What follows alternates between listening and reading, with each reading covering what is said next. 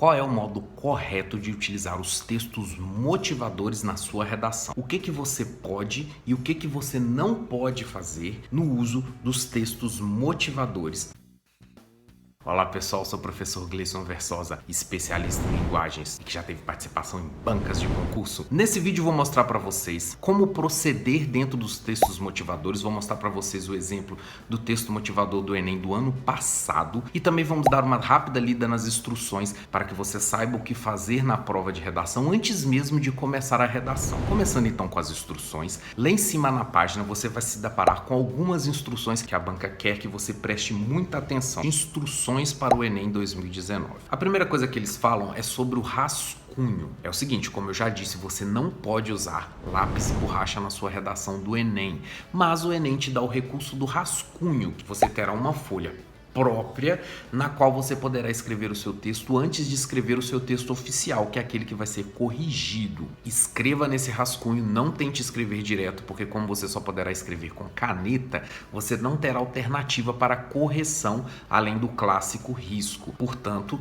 faça primeiro a redação no rascunho e só depois passe para a redação oficial. E logo em seguida também tem uma instrução importante. Ele está dizendo que a sua redação ela tem que ser escrita a caneta preta e em até 30 linhas. Bom, a caneta preta é o seguinte, se você levar no dia da prova a caneta azul, por exemplo, ou uma caneta verde ou uma caneta vermelha, a sua redação simplesmente não será corrigida e você vai tirar nota 0. Portanto, leve caneta preta para o dia da prova do Enem. Instrução 3 já está entrando na parte dos textos motivadores. Está dizendo que o que você copiar dos textos motivadores não vai ser contado como linhas na sua redação. Vai ser como se não existisse. É importante prestar atenção na próxima instrução que está dizendo o seguinte, que a sua redação tem que ter 7 ou mais linhas, ou seja, de 8 para cima, desconsiderando linhas que porventura você tenha copiado dos textos motivadores. Na sequência diz que você não pode fugir ao tema, e logo na sequência também diz que o seu texto ele tem que ser dissertativo argumentativo. Já fiz um vídeo aqui no canal dizendo o que é isso. E no item 4.3 ele vai dizer que o seu texto não pode apresentar partes deliberadamente fora do seu texto,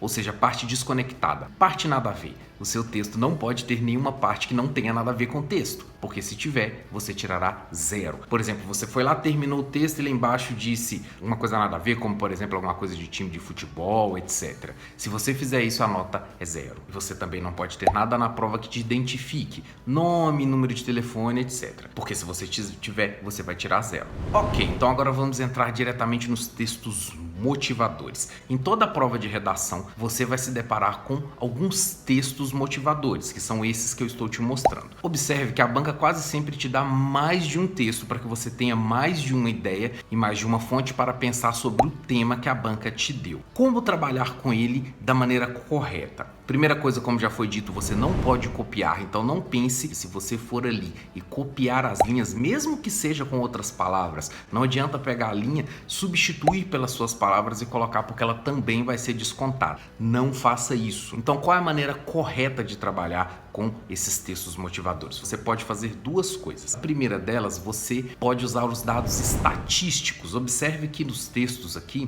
você tem alguns dados. Esses dados estatísticos você pode usar como ferramenta argumentativa para defender um ponto no seu texto. Isso você pode fazer. Mas lembrando, se você só ficar preso a esses textos motivadores, você com certeza perderá 80 pontos no item 2, que julga a sua capacidade de preencher o texto com coisas qualificadas, como por exemplo citações de filósofos. É necessário que você tenha citações decoradas para usar em qualquer prova do Enem. Ou seja, você pode usar isso, mas se você usar, você só vai continuar na média. Você precisa ir além disso. Agora, a coisa mais importante com relação aos textos motivadores é o seguinte, pessoal. Esses textos, eles existem não para você copiar, eles existem para que você saiba qual que é o direcionamento que a banca deu para o tema.